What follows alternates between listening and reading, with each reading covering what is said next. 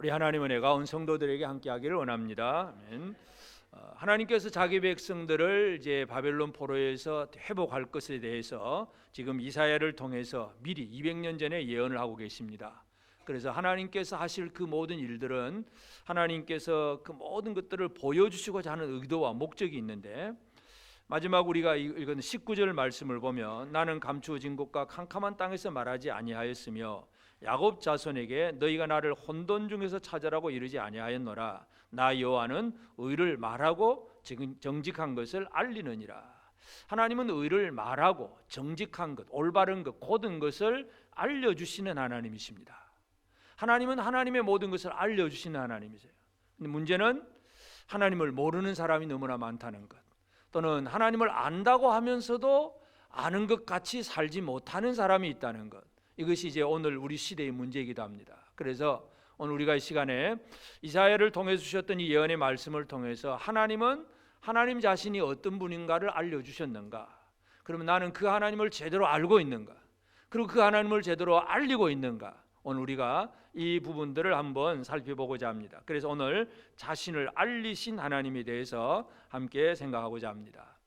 하나님은 고레스를 통해서 페르시아 제국을 세우면서 바벨론을 무너뜨리고, 그래서 바벨론에 포로되었던 유다 백성들이 예루살렘으로 돌아가게 하시고, 그래서 예루살렘 성곽이 건축이 되고 성전이 건축되게 합니다.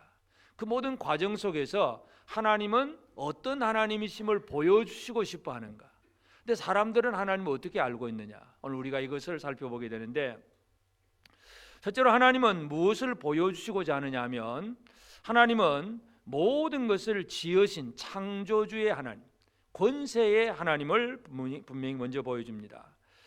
9절, 10절, 11절에도 계속 하신 말씀이 질그릇 조각 중 한 조각 같은 자가 자기를 지으신 이와 더불어 다툴진대 화 있을진저, 진흙이 토기장에게 너는 무엇을 만드느냐, 또는 네가 만든 것이 그는 손이 없다 말할 수 있겠느냐. 이 진흙이 자기를 빚어가는 토기장에게 너 그럼 도대체 뭐하냐 이렇게 질문한다는 자체가 어리석은 일이고, 이게 안 맞는 얘기죠. 사도 바울이 이 말씀을 가지고 로마서에 비유를 하면서, 토기장에는 모든 걸 마음대로 할 수 있는 권한이, 주권이 있잖아요, 주권. 그래서 좋은 그릇을 만들든지 아니면 평범하고 그냥 싼 그릇을 만들든지 토기장이가 알아서 하는 거지, 진흙이 나를 귀하게 만들어 주세요, 나를 멋있게 만들어 주세요, 진흙이 말하는 게 아니에요. 모든 주권은 하나님 손에 있습니다. 하나님은 권세의 하나님이세요. 그 하나님께 대해서 11절에도 보면 이스라엘의 거룩하시니 곧 이스라엘 지으신 여호와께서 이같이 이르시되 너희가 장래일을 내게 물으며 또 내 아들들과 내 손으로 한 일에 관하여 내게 명령하려느냐. 하나님께 대해 명령할 사람이 누가 있어요? 명령할 수 있는 자가 존재가 아무도 없어요. 오직 하나님이 명령하시는 분이십니다. 12절에 보면 내가 땅을 만들고 그 위에 사람을 창조하였으며 내가 내 손으로 하늘을 펴고 하늘의 모든 군대에게 명령하였노라. 하나님은 뭘 알려주시는 하나님이십니까? 하나님은 진짜 권세는 하나님께 있다는 것을 알려주시는 하나님이십니다. 이걸 모르면 우리가 가지고 있는 인간적인 조금만 남보다 좀 낫다고 생각되는 거, 어떤 세상의 지위라든지 또는 학문이라든지 또 아니면 재력이라든지 이런 것 가지고 큰 소리치고 그러면서 아주 잘난 척하는데, 하나님 이 진정한 권세는 하나님께 있다는 것을 우리가 분명히 이해를 해야 됩니다. 세상의 권력이라는 것은요, 뭔가 있는 것 같아도 모든 게 허무해요. 로마 제국의 역사 이야기를 보면 초대 왕부터 한 12대 왕까지 그 황제들 얘기를 쭉 보면 그 12명의 황제 중에서 8명이 암살을 당하거나 자살을 하거나, 그럼 나머지 4사람도 뭔가 음모 속에서, 그냥 물론 평안하게 죽는 것 같은데도 음모 속에서 죽습니다. 세상의 최고의 권력을 가졌다고 하는 그런 황제들이 그 마지막 결론들이 참으로 비참하고 무참한 그러한 결과를 맞이합니다. 여러분, 세상의 권세라는 게 그렇습니다. 지금도 사람들은 권력을 차지하려고 하고 권세 잡았다고 큰 소리 치는 사람이 너무 많잖아요. 진정한 권세는 오직 하나님께 있습니다. 하나님은 땅을 만들고 그 위에 사람을 지으시고 하늘을 만들고 하늘의 군대들에게 명령하시는 하나님이세요. 그래서 하나님은 하나님의 군대를 명령해서 이 세상의 모든 것들을 창조하고 주관하시는 하나님, 이 세상의 모든 것들이 하나님의 손에 달려 있습니다. 그래서 하나님께서 주의 천사들, 주의 사자들에게 명령하셔서 하나님의 여러 가지 일들을 이루십니다. 가장 대표적인 예로 하나님의 아들을 보내실 때에도 가브리엘을 마리아에게 보내잖아요.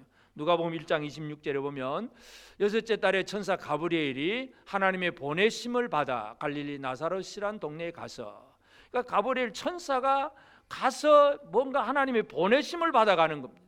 하나님이 하늘의 군대들을 동원해서 하나님의 모든 일을 이루십니다.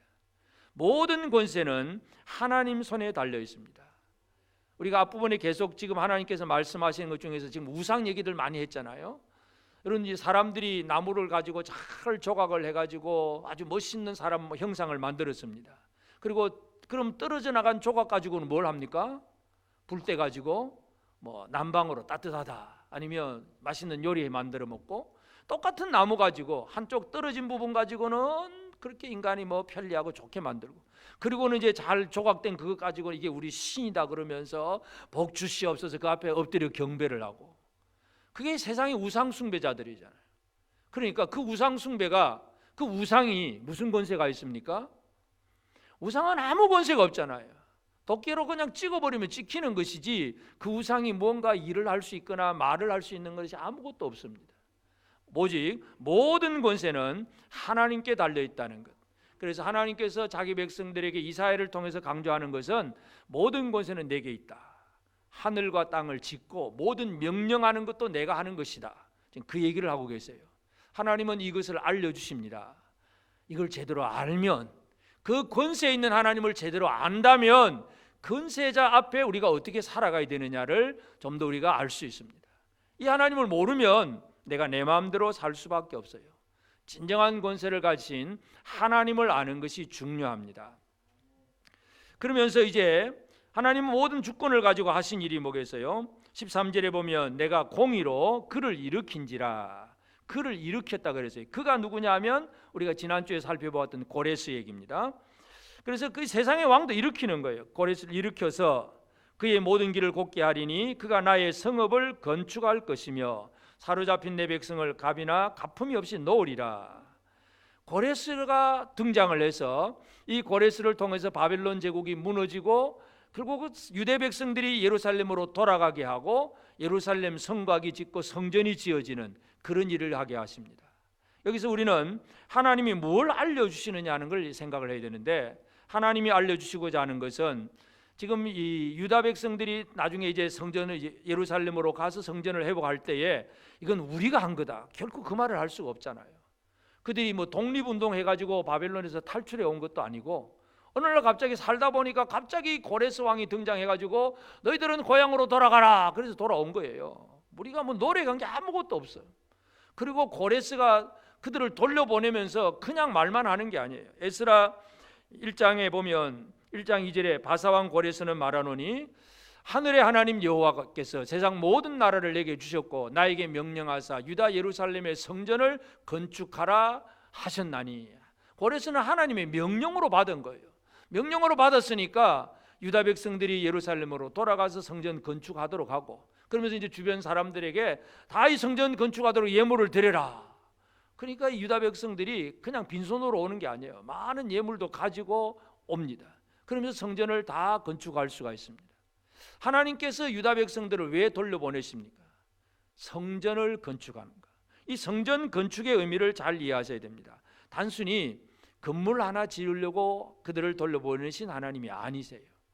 왜냐하면 하나님은 건물 그 건물 자체의 의미가 있는 게 아니잖아요. 하나님은 온 우주를 주관하신 하나님이신데 성전이 뭐냐 하는 걸 이해를 해야 됩니다.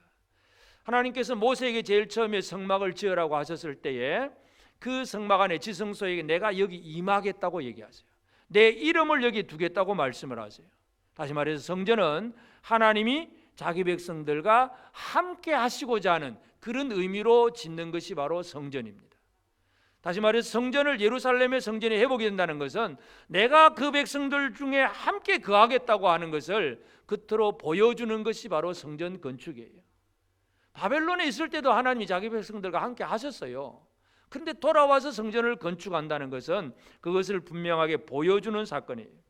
그래서 성전을 통하여서 하나님은 자기 백성들을 구원하실 뿐만 아니라 내가 너희와 함께 한다, 그 얘기를 보여주시고 하나님은 자기 백성들과 함께 하고 있다는 사실을 알려주시는 하나님이세요.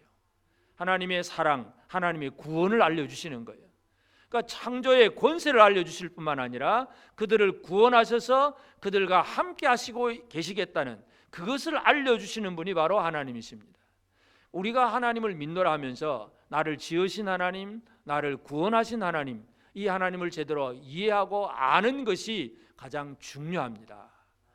아무리 교회를 다녀도 하나님을 모르면 이게 가장 큰 문제예요. 하나님을 제대로 아느냐 모르느냐, 알고 믿느냐 모르고 믿느냐, 우리가 다시 잘 생각을 해야 됩니다. 하나님은 창조의 하나님이시고 하나님이 우리와 함께 하시고자 하는, 그래서 우리를 구원하셔서 우리가 성전 가운데서 하나님과 동행하는 그런 삶이 되기를 원하셨습니다. 그리고 이제 마지막 그 19절에서 나는 감추어진 곳과 캄캄한 땅에서 말하지 아니하였으며 야곱 자손에게 너희가 나를 혼돈 중에서 찾으라고 이르지 아니하였노라. 나 여호와는 의를 말하고 정직한 것을 알리느니라. 구원받은 백성들에게 하나님은 의를 말하고 정직한 것을 알려주시는 하나님. 결국 하나님은 의의 하나님이고 올바르신 모든 기준이 하나님이세요. 하나님을 알려줘요. 그래서 자, 이제 예루살렘이 회복이 되면 이 바벨론에서 포로가 된 사람들이 이제 예루살렘으로 돌아오고 회복이 됩니다. 이제 이런 사건이 물론 이제 역사 속에서는 옛날에 이루어진 사건이기도 하고 또 그 이후에 또 다른 역사가 시작이 되긴 하지만 종말론적인 의미에서 이 예루살렘의 회복은 모든 회복하시는 하나님의 그 은혜예요. 스가랴 선지자가 스가랴 8장 21절 22절에 그런 얘기를 합니다. 이 성읍 주민이 저 성읍에 가서 이르기를 우리가 속히 가서 만군의 여호와를 찾고 여호와께 은혜를 구하자 하면 나도 가겠노라 하겠으며 많은 백성과 강대한 나라들이 예루살렘으로 와서 만군의 여호와를 찾고 여호와께 은혜를 구하리라. 그러니까 예루살렘으로 많은 사람들이 모여드는 거예요. 14절에 여호와께서 이같이 말씀하시되 애굽의 소득과 구스가 무역한 것과 스바의 장대한 남자들이 내게로 건너와서 내게 속할 것이요. 그 당시에 강대국이 애굽이고 또 큰 나라가 구스고 스바고, 자 이런 사람들은 소득, 돈, 애굽 구스에 무역한 것, 이 물질이죠. 스바의 장대한 남자들, 하여튼 세상적인 면에서 강한 것들이 다 와가지고 이스라엘에게 속할 것이다. 그리고 너를 따를 것이다. 그런 얘기를 합니다. 그러면서 내게 굴복하고 간구하기를 하나님이 과연 내게 계시고 그 외에는 다른 하나님이 없다 하리라. 하나님을 발견하는 거, 하나님을 알고 오는 거예요. 예루살렘으로, 이방인들이 예루살렘으로 모여든다는 얘기예요. 이것은 종말론적인 의미에서 이방인들 모든 민족이 교회로 모여드는 그런 사건이기도 한데, 그런데 이제 그들이 와서 뭐라고 얘기하느냐 하면 15절에 구원자 이스라엘의 하나님이여 진실로 주는 스스로 숨어 계시는 하나님이시니이다. 숨어 계시는 하나님입니다. 왜 그렇습니까? 이방인들이 지금까지 그들이 신을 섬겼을 때에는 보이는 신을 섬기잖아요. 전부 만들어 놓고 형상을 뭐 돌이든지 나무든지 깎아서 만들어 세워 놓고 그림을 그려 놓고 하여튼 뭔가 보이도록 해 놓고 그 앞에 가서 뭐 바알을 섬기든 아세라를 섬기든 뭔가 몰렉신을 섬기든 전부 보이는 신을 섬겼는데 이방인들이 소문을 듣고 예루살렘으로 왔습니다. 그래서 이스라엘이 하나님이 진짜 하나님이라는 걸 말로는 이제 고백은 할 수 있겠는데 가만 보니까 하나님이 안 보여요. 성전에 갔는데 아무 형상이 없어. 이스라엘 하나님은 스스로 숨어 계시는 하나님이다. 그렇게 표현을 한 겁니다. 그때에 하나님이 주신 응답이 나는 숨어 있는 하나님이 아니라 나를 알리는 하나님이다. 나의 의와 나의 정직한 걸 알린다. 그러면서 뭐라 그럽니까? 19절에서 나는 감추어진 곳과 캄캄한 땅에서 말하지 아니하였으며 야곱 자손에게 너희가 나를 혼돈 중에서 찾으라고 이르지 아니하였노라. 혼돈 중에서 찾으라고 말하지 않았다. 이 혼돈, 결국 이방인들이 거짓된 신들을 섬기는 사람들은 나름대로 신을 찾기는 찾는데 열심히 찾아요. 열심히 찾는데 그것이 영적인 의미로 보면 혼돈 속에서 찾는 거예요. 혼돈이라고 하는 히브리어 토우라고 하는 단어는 텅 비었고 아무것도 없는 헛된 바로 그 얘기인데 하나님께서 창조하기 이전의 상태예요. 혼돈과 공허와 흑암들.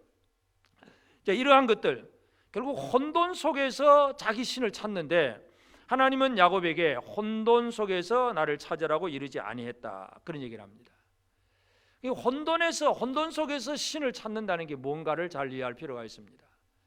혼돈은 쉽게 말해서 아무것도 뭐가 뭔지를 몰라요. 없으니까 뭐를 도대체 어디로 가야 되는지 모릅니다.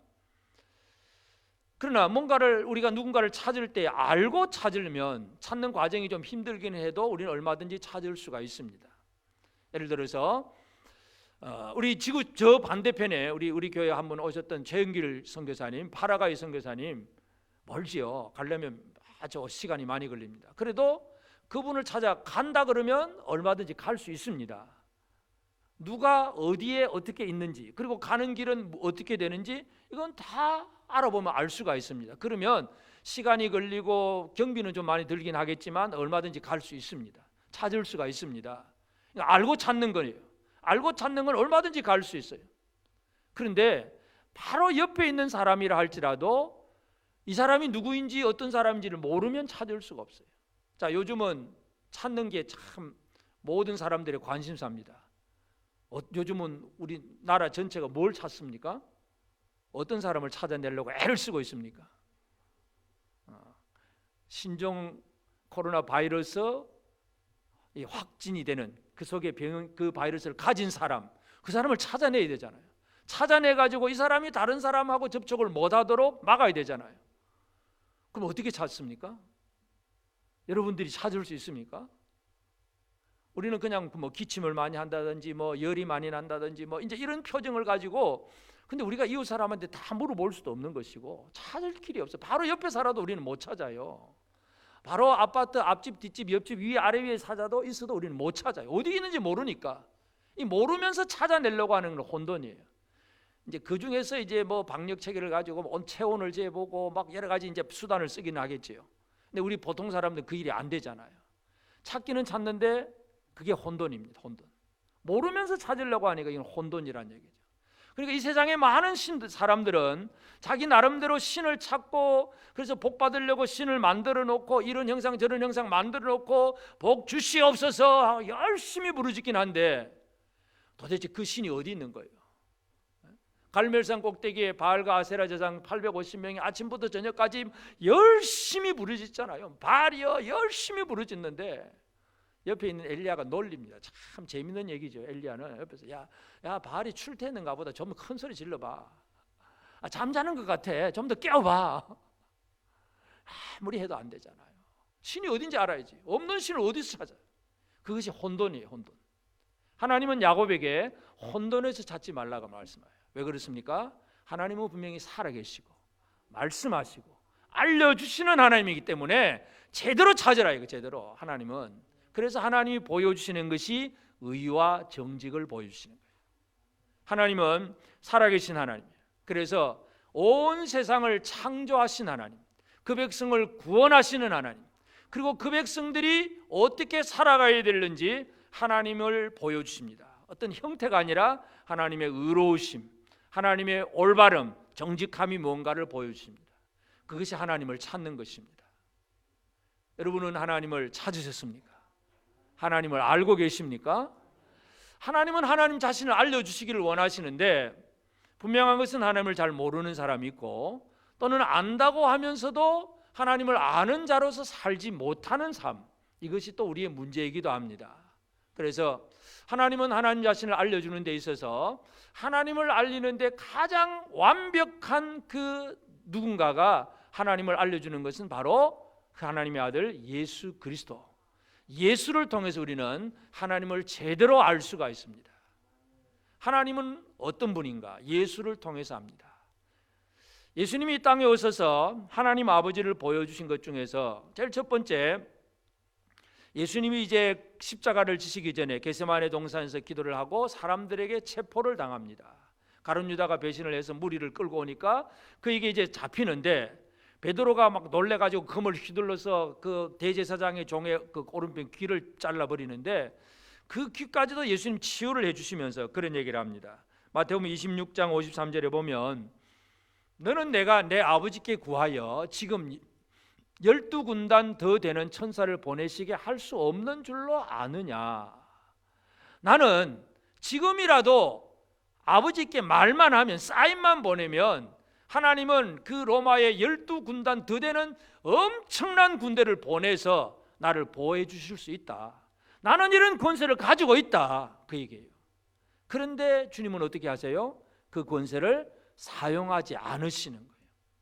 권세가 없어서 억지로 억울하게 당하시는 예수님이 아니에요. 권세가 있지만 무엇 때문에? 하나님이 인간을 구원하시고자 하는 아버지의 뜻을 이루기 위해서 잡히시는 거예요. 권세가 있음에도 불구하고 권세를 사용하지 않는 분이 바로 예수님입니다. 여러분, 이것이 진짜 하나님의 의가 뭔지, 하나님의 정직이 뭔지를 보여줍니다. 권세가 있고 그냥 어떤 인간적인 상식적이고 도덕적인 그런 판단 기준으로 가면 예수님이 뭐 잡힐 일을 했습니까? 무슨 나쁜 짓을 했습니까? 잡힐 일이 하나도 없잖아요. 그럼 법으로만 하면 잡으러 왔던 그 사람들이 천벌을 받아야 돼. 막 하늘의 벼락을 맞든지 천사들한테 꼬꾸라지든지 그렇게 돼야 돼. 그런데 예수님은 그게 아니라 그냥 스스로 잡혀가세요. 권세가 있음에도 권세를 사용하지 않고 잡혀가는 것은 하나님이 진짜 하시는 뜻이 뭔가를 보여주시기 위해서입니다. 그래서 예수님은 권세가 있지만 권세를 사용하지 아니하시고 사람들에게 잡혀가세요. 그리고 예수님이 이 땅에 오신 것은 뭐 하러 오셨느냐 하면, 또 사역의 초기에서 예수님이 이제 성전에 가셔서, 물론 초기와 마지막 두 번을 다 하시나 하지만 성전에 가서 예수님이 하신 것이 바로 성전을 뒤집어 엎는 거예요. 성전을 청소하시는 일, 깨끗하게. 그곳에 장사하는 사람들, 양 팔고 소 팔고 재물을 팔고 돈 바꾸고 하는 사람들, 그들을 보시면서 채찍으로 다 뒤집어 엎어버리고 내쫓아 버리십니다. 만민의 기도하는 집을 강도의 구리로 만들었다, 그런 얘기를 하시면서 요한복음 2장 19절에 보면 예수께서 대답하여 이르시되 너희가 이 성전을 헐라 내가 사흘 동안에 일으키리라. 너희가 이 성전을 헐면 내가 사흘 동안에 일으키리라. 이게 사람들의 입장에서는 도무지 이해가 안 되는 말이죠. 제자들도 그 말이 무슨 말인지 모릅니다. 나중에 예수님 부활하신 다음에야 그 말을 깨닫습니다. 이 건물 성전이라고 하는 거, 유대인들에게 있어서 건물 성전이라고 하는 건 너무나 아주 귀한 거예요. 아주 귀한 거. 이 성전이 얼마나 그들에게는 소중한 일인지 모릅니다. 그래서 헤롯은 원래 유대인, 순수 유대인이 아니고 에돔 족속의 피가 섞여 있는 사람이에요. 그래서 이 유대인들의 왕으로 지배를 하려고 하니까 이방인이 자기를 지배한다는 게 유대인들의 입장에서는 잘 받아들이지 않잖아요. 그러니까 헤롯이 쓰는 정책이 뭐냐면 유대인들에게 가장 환심을 쓸 수 있는, 살 수 있는 그런 정책, 유대인들이 원하는 성전을 완벽하게 지어주는 것. 그러니까 바벨론 포로에서 돌아왔던 그 스룹바벨이 성전을 짓기는 했는데, 그 다음에 또 이 중간 시대를 거쳐가면서 많은 역사 속에서 성전이 막 파괴되기도 하고 또 뭐 무너지기도 하고, 또 수리아 왕이 와가지고 막 성전에 막 돼지고기 들어가서 막 그냥 우상 제사 드리기도 하고 많은 사건들이 있었어요. 그러니까 성전이 많이 막 그렇게 회파된 상태니까 헤롯이 유대인들의 환심을 사기 위해서 성전을 리모델링, 보수 작업을 합니다. 46년 동안.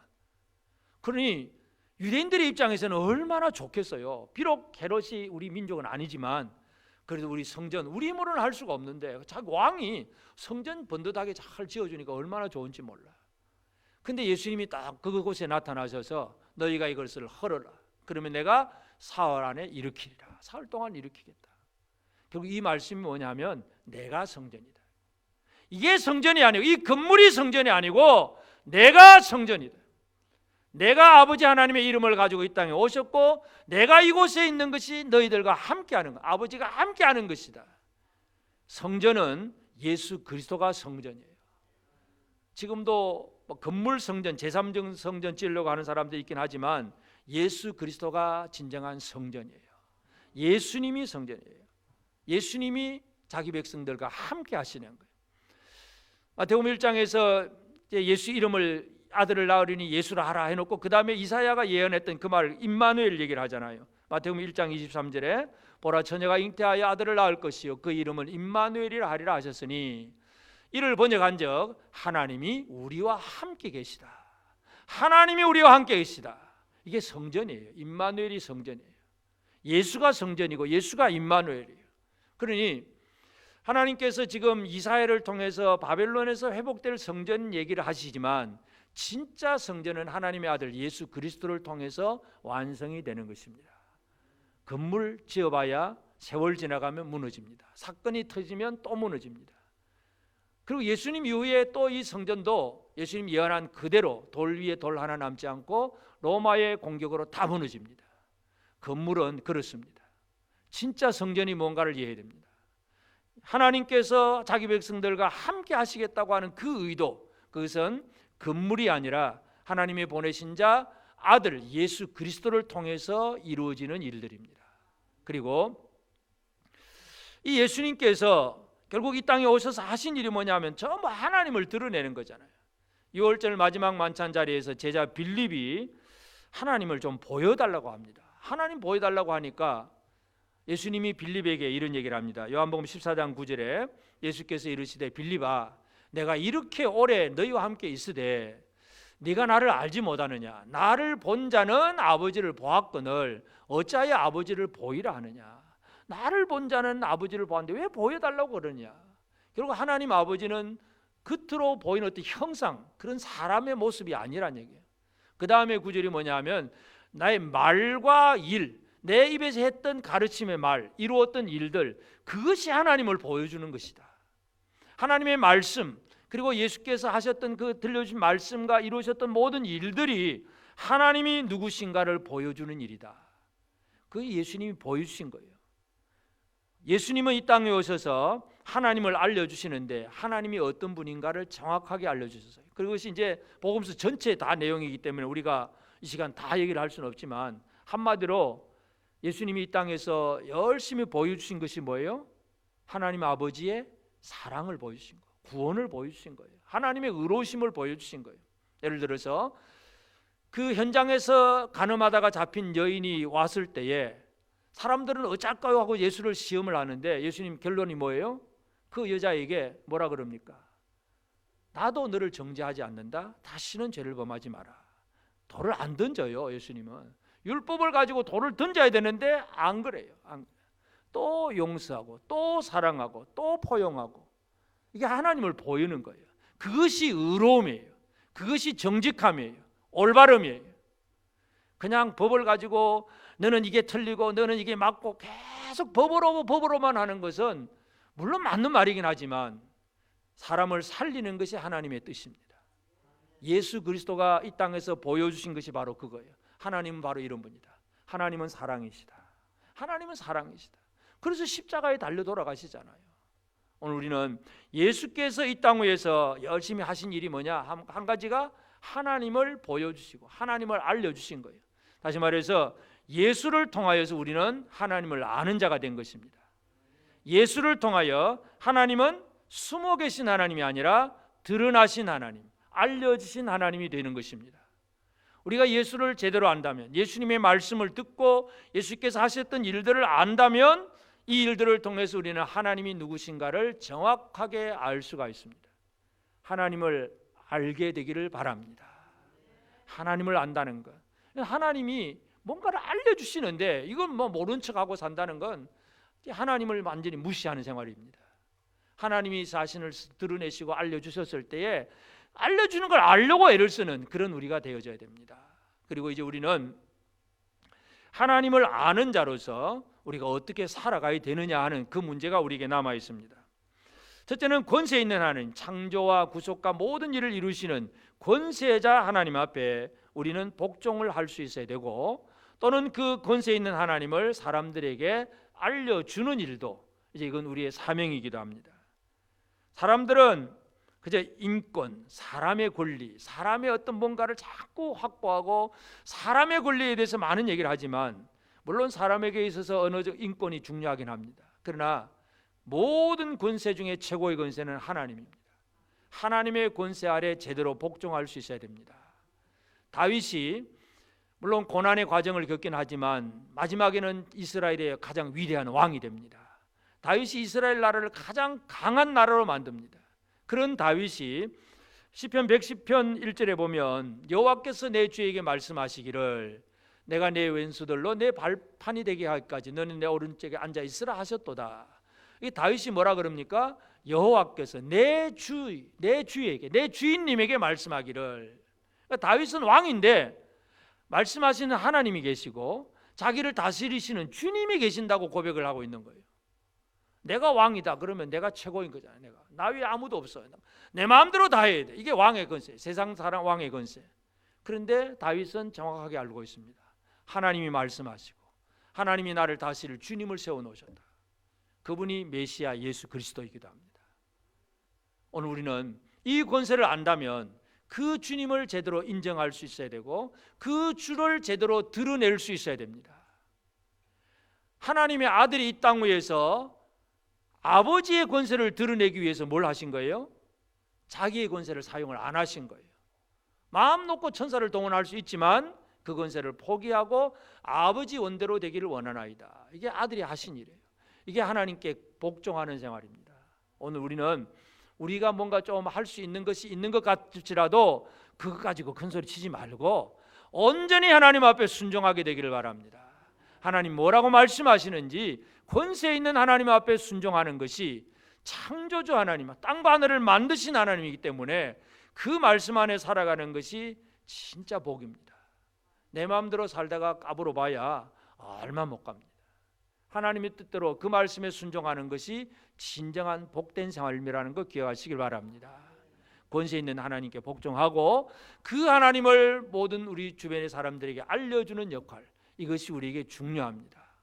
그리고 하나님이 이제 우리와 함께 하시기를 원해서 성전 회복을 얘기했습니다. 성전, 예수님이 성전이라고 말씀하셨는데 이제 사도 바울은 고린도전서 3장 16절에 보면 너희가 하나님의 성전인 것과 하나님의 성령이 너희 안에 계시는 것을 알지 못하느냐.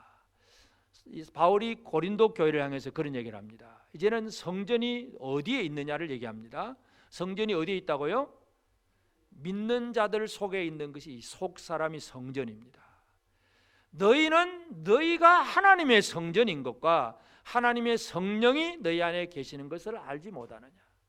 다시 말해서 성전은 뭐가 성전이냐 하면 성령이 거하시는 곳이 성전입니다. 우리 안에 성령이 거하시고 하나님의 성령이 역사하실 때 우리는 성전입니다. 옆 사람에게 한번 확인시켜 주겠습니다. 당신은 성령이 거하시는 거룩한 성전입니다.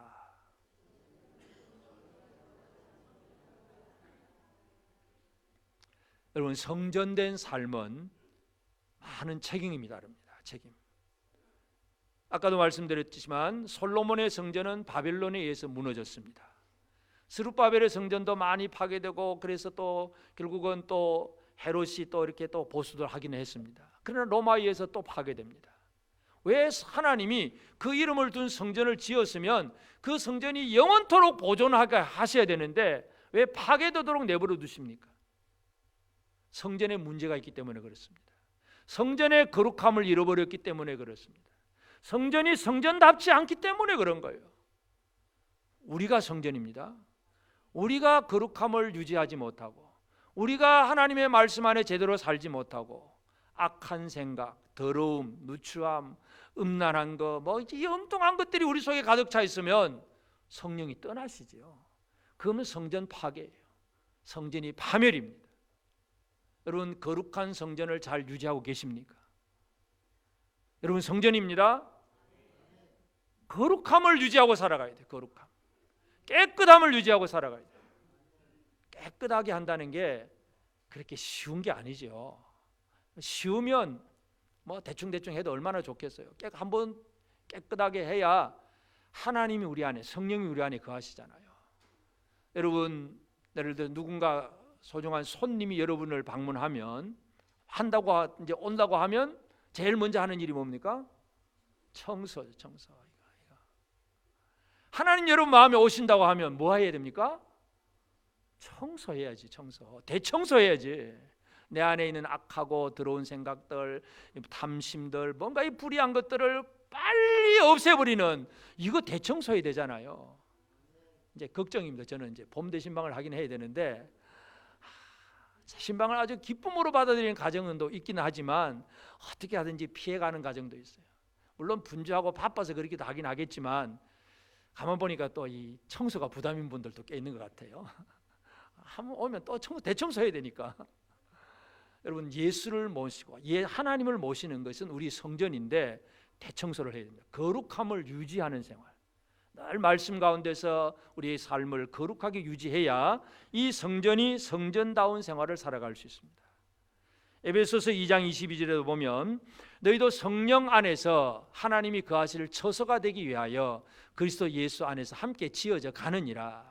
지금 우리는 하나님의 처소가 되기 위해서 우리는 모퉁이 돌이 되신 예수 위에서 예수와 함께 지어져 가고 있는 사람들이에요. 지어져 가고 있는데 대충 그냥 내버려 두어서는 안 돼요. 관리를 해야 되고 청소를 해야 되고 보수를 해야 되고 어떤 때는 아예 그냥 완전히 리모델링을 해야 되고 뭔가 관리가 들어가야 돼요. 자기 관리가 들어가야 됩니다. 하나님을 모신 거룩한 성전으로서 철저하게 관리를 하시길 바랍니다. 악한 것들이 내 심령, 내 삶 속에 자리 잡지 않도록 철저하게 내 자신을 관리하는 것이 우리가 해야 할 일입니다. 그게 하나님 앞에 복 받는 거예요. 하나님 우리 안에 계시면 그 자체가 우리가 복이잖아요.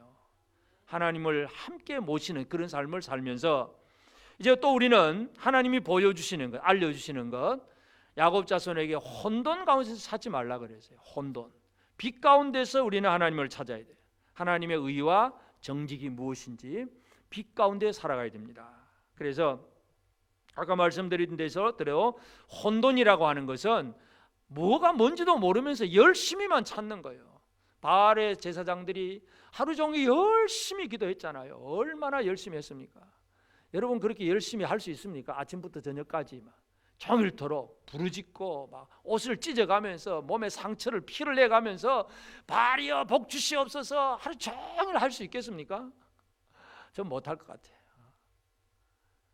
그런데 그 열심은 있어요. 열심은. 근데 문제는 뭐예요? 혼돈이 혼돈.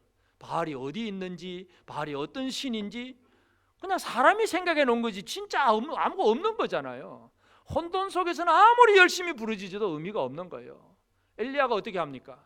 딱 제물 그 12동이 제단 쌓아놓고 물도 붓고 그냥 제물에 물 붓고 간단하잖아요. 엘리야의 기도는 하나님 살아계신 것, 그리고 내가 하나님 앞에 선지자 된 거 보여주세요.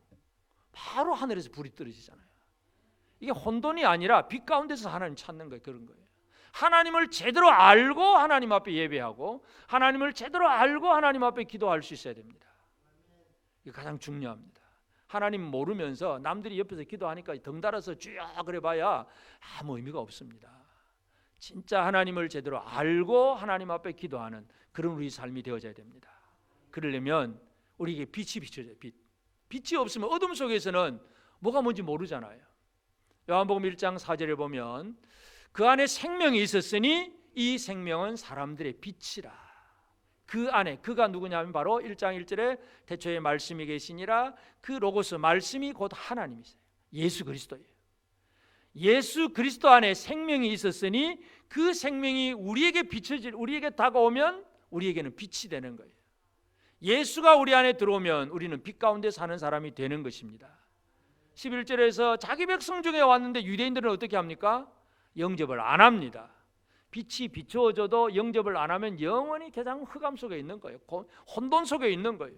그래서 12절 잘하는 말씀 외울 수 있는 사람은 한번 외워봅시다. 1장 12절 요한복음 1장 12절 시작.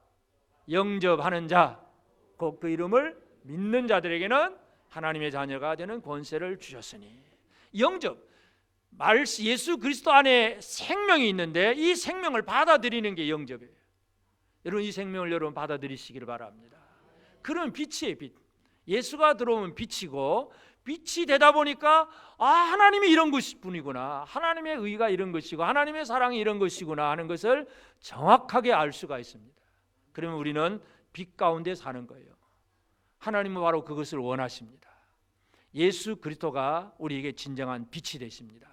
말씀이신 예수가, 생명이신 예수가 우리에게 들어오면 우리는 빛 가운데서 하나님을 제대로 아는 자가 될 것이고 그 안에서 우리는 하나님이 원하시는 의의 생활, 또 올바른 정직한 생활을 제대로 살아갈 수 있습니다. 이 시대에는 하나님을 모르는 사람들, 권세를, 세상의 권세를 얻어보려고 애를 쓰는 사람들, 또 권세 잡았다고 큰 소리 치는 사람들, 별별 사람들이 많잖아요. 진짜 권세는 오직 하나님께 있고, 그 하나님이 우리와 함께 하시기를 원하고, 그 하나님이 구원받은 백성들에게 의와 정직을 알려주십니다. 혼돈이 아니라 빛 가운데서 하나님을 제대로 발견하고 하나님을 아는 자가 되시고, 그리고 또 다른 사람들에게 이 하나님을 알려주는 우리 모두가 되어지기를 바랍니다. 옆 사람에게 우리 격려를 합시다. 우리 하나님 제대로 알고 또 알려줍시다. 제대로 아는 우리 모두가 되어지기를 바랍니다.